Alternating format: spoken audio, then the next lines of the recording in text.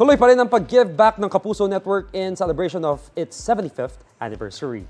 Pinilaan kahapon ang pagpapalabas ng 7 short films na Ganito Tayo Kapuso sa sinehan. May unang chika, si Athena Imperial. Pinilahan sa isang mall sa Quezon City ang Ganito Tayo Kapuso, film showing ng GMA na handog ng network sa mga manonood.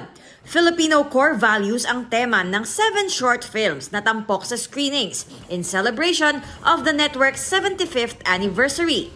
I'm really glad na merong ganitong advocacy ang GMA kasi sa panahon ng misinformation, in fact, sa dami ng information, kuminsan hindi mo na alam kung ano yung mahalaga. At the end of the day, ang babalikan mo yung tinatawag na core values. Sana wag lang tayong matuwa.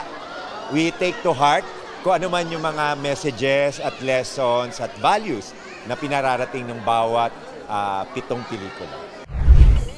Tampok sa Tres Maria sina Mikey Quintos, Annalyn Baro at Thea Tolentino. Susubukin ang kanilang pananampalataya at pagiging makajos sa film na ito.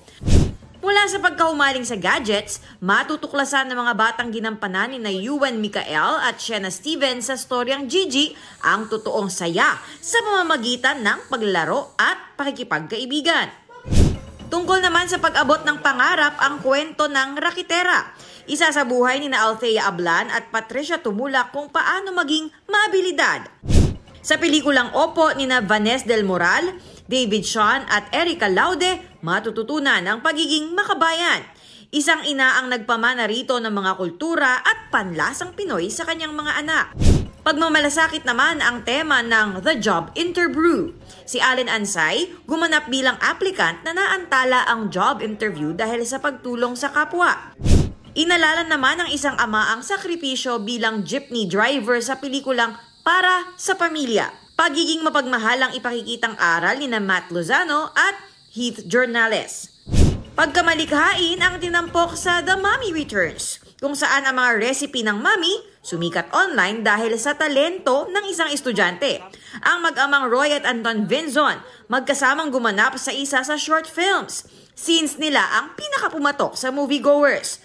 Kwento nila, hindi raw planado ang pagiging cast ni Roy. Ihinatid lang daw niya si Anton sa set ng last day of shoot. Kinausap ako ng taga-Channel 7. Pwede ka bang ano to?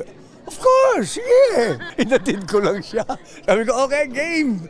Good experience daw kay Anton na makasama sa short film ang kanyang daddy na nagtuturo sa kanya ng acting tips at pakikisama sa mga cast at production staff and crew. Dapat kilalain mo muna yung co-actors mo bago ka tumungtong sa set na yon. And dapat i-memorize mo lang lagi, paulit-ulit lang dapat yung i-memorize mo kaya doon matutupad yung eksena na yon. Mapapanood din ang short film sa GMA, GTV, iHeart Movies at Heart of Asia, maging sa YouTube at GMA Pinoy TV para sa mga global kapuso. Ito ang unang balita. Athena Imperial para sa GMA Integrated News. Igan, mauna ka sa mga balita, mag-subscribe na sa GMA Integrated News sa YouTube para sa iba't ibang ulat sa ating bansa.